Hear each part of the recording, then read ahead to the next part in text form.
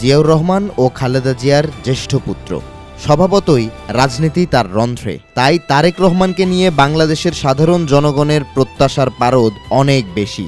যদিও ক্ষমতা নেয়ার মাত্র 2 মাসের মধ্যেই বিএনপির নেতাকর্মীদের মধ্যে ফিরে আসছে চাটুকারিতার গন্ধ। তারেক রহমানকে শিশু মুক্তিযোদ্ধার স্বীকৃতি দেয়া, বিশ্বের 100 প্রভাবশালীর তালিকায় নাম আসায় প্রধানমন্ত্রীর জন্য সংসদে অভিনন্দন প্রস্তাব উত্থাপন, কিংবা নিজ শাসনামলে মরহুমা মা বেগম খালেদা জিয়াকে স্বাধীনতা পুরস্কার প্রদান,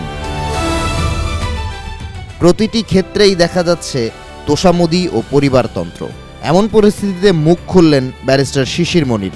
সম্প্রতি প্রধানমন্ত্রীকে উদ্দেশ্য করে অপ্রিয় সত্য শিরোনামে একটি খোলা চিঠি পাঠিয়েছেন সুপ্রিম কোর্টের এই সিনিয়র আইনজীবী। চিঠিতে উল্লেখ করা হয়, বিএনপি ক্ষমতায় থাকায় অনেকেই প্রকৃত কথা বলার সাহস পাচ্ছেন না, তাই অপ্রিয় সত্যগুলো তুলে ধরার দায়িত্ব নিজের কাঁধে তুলে নিয়েছেন ব্যারিস্টার শিশির মনির। যদিও এটি মানা কিংবা না মানা একান্তই প্রধানমন্ত্রীর ওপর নির্ভর করছে।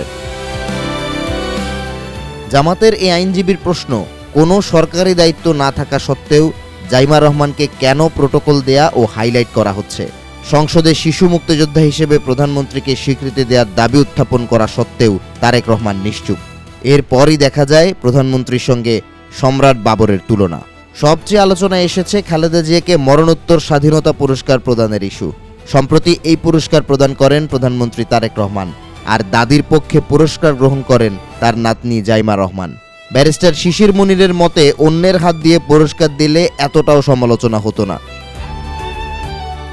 ক্রিকেট বোর্ডে কেন্দ্রীয় নেতাদের সন্তানদের মিলন মেলা বানানো নিয়েও প্রশ্ন তুলেছেন এই আইনজীবী। শিশির মনির জানান, গণ অভ্যুত্থানের পর সাধারণ মানুষ আর তোষামোদী দেখতে চায় না। যে যত বেশি কর্মক্ষম ও সৎ, তিনি তত বেশি গ্রহণযোগ্য হবেন। একই সঙ্গে পরিবার কেন্দ্রিক একনায়কতন্ত্র নতুন প্রজন্ম পছন্দ করে না। নতুন প্রজন্মের কাছে যোগ্যতাই মূল বিবেচ্য বিষয়। শহীদ জিয়াউর রহমান ও বেগম খালেদা জিয়ার নেতৃত্বের প্রশংসা করে শিশির মনির বলেন, দুইজনই নিজ নিজ যোগ্যতায় মহীয়ান। প্রধানমন্ত্রী তার পরিবারের সদস্যদের সংগ্রাম করার জন্য উদ্বুদ্ধ করবেন, যা স্বাভাবিক। তবে কৃত্রিম নেতৃত্ব প্রতিষ্ঠা করার চেষ্টা না করা ভালো, এতে জনমনে ক্ষোভ তৈরি হতে পারে। এছাড়া জুলাই সনদ বাস্তবায়ন না করে গণভোটকে অমান্য করা হচ্ছে বলে অভিযোগ তুলেছেন জামাতের এই নেতা। এতে প্রধানমন্ত্রীর ব্যক্তিত্বও ক্ষতিগ্রস্ত হচ্ছে বলে সতর্ক করেছেন তিনি।